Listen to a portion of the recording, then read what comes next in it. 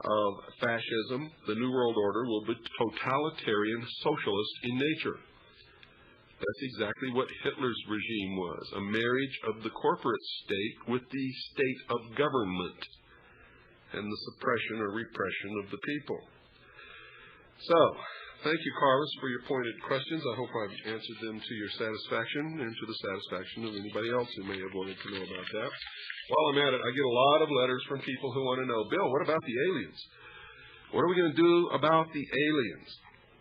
Well, folks, I don't know how this happens, but every time I've ever given a lecture, I've always said, hey, there's a possibility that the information that I saw when I was in naval intelligence was planted there to make me believe in aliens so that I would help spread the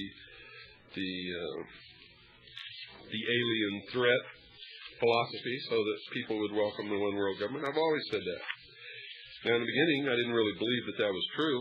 I believed that what I'd seen in naval intelligence, the documents that said that all of this stuff is alien in origin, I believed that it was true then, as anybody would who saw top-secret documents while in the service of their country and participated in briefings of high-ranking military and government personnel about those documents. I don't think there's anybody who wouldn't have believed them.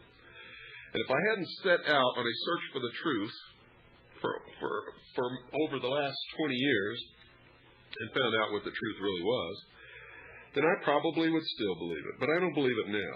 And for those of you who never read my book, it's been out for 2 years now. Okay, my book has been out for over 2 years now, and people still haven't read the book. And people call me and say, for instance, here's one good one they're always saying, Bill, you're totally discredited. Your book is a piece of trash because in there you said that Adam Weishaupt wrote Wealth of Nations. Folks, that's not what it said. In fact, I'll quote to you right now, right out of my book. It says, Adam Weishaupt published Wealth of Nations in 1776. And that's exactly what he did. That means he put up money to have an edition of the book published. I never said that he wrote it. Adam Smith wrote Wealth of Nations. But people either see what they want to believe and not read what people really say. Some people skip through my book and just read sections that interest them, not realizing that this is a book that has to be read from cover to cover in order for you to understand what's going on, because everything in here relates to everything else. And another one is, oh, Bill, wow, you wrote all about the aliens, and I believe this and that and everything. What I wrote, folks, is what I saw in top-secret documents while I was in Naval Intelligence, and a lot of information that's been released through the Freedom of Information Act, and information that was dug up by other people, all of whom were given credit in these sources at the back of the chapter called The Secret Government. That's what research is. Okay? Now, if all of that is true, then this chapter, The Secret Government, folks, is probably closer to the truth about extraterrestrial visitation to the Earth than anything else that's ever been written. But if that is disinformation, if that originally has been put out, if people like me, and I'm not the only one who saw those documents, folks, Linda Moulton Howe saw them, another guy named Bill English says he saw them. Our investigation into him shows that he's a total phony in the background that he has given us, because he was not a captain in the Green Berets. In fact, he was never in the Green Berets. He was never an officer, period. He was a cook, and his secondary MOS was line stringer, communications wire stringer. And he never worked for NSA in England, and he was never married, never had a wife and children in England. We've proven all of this. We've dug it out.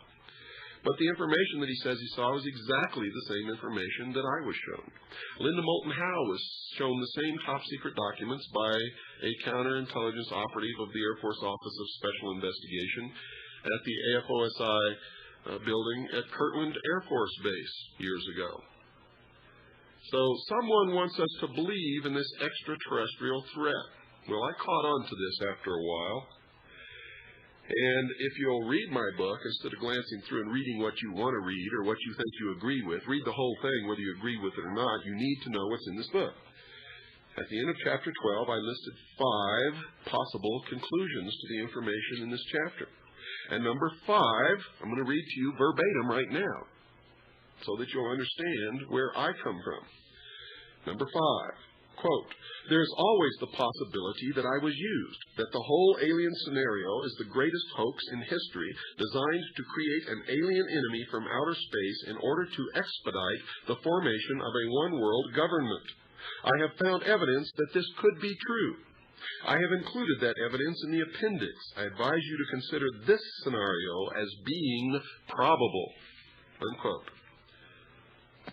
Now, I'll grant you extraterrestrials may be real. They may be visiting the Earth, folks, but all the evidence that I can find in my research and investigations is all of this stuff is of human origin to create an artificial alien threat from outer space, so that you will be willing to give up your rights or anything else that you have to give up in order to face that threat.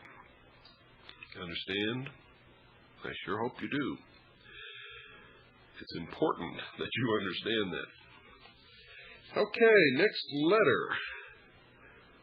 This was to WWCR. "I'm sending this letter to express my opinion that William Cooper's The Hour of the Time is one of my favorite programs on your station, and I request that you please keep it on the air.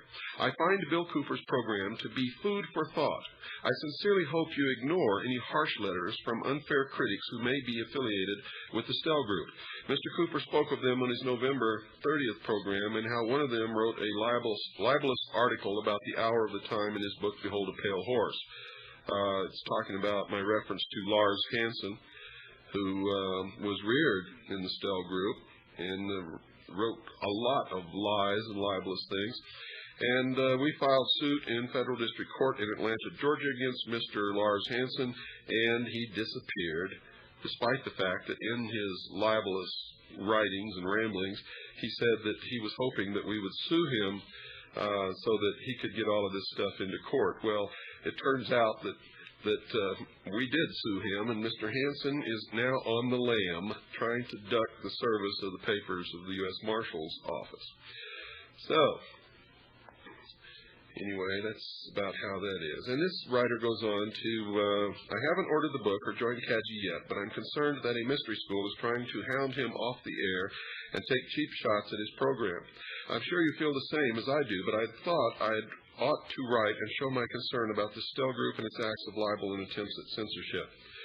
Now, folks, I don't know if the Stell Group was behind what Lars Hansen did or not. I just made reference to the fact that Lars Hansen was reared in a cult, a part of the mystery school known as the Stell Group.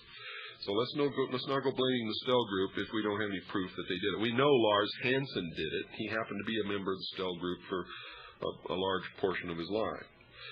The show of November 30th, it goes on to say, the show of November 30th had some flutter in the first few minutes of the program, but it was still listenable. Could you please send a QSL card? It would be very appreciated. I close a self-addressed stamped envelope. Thank you, Danny."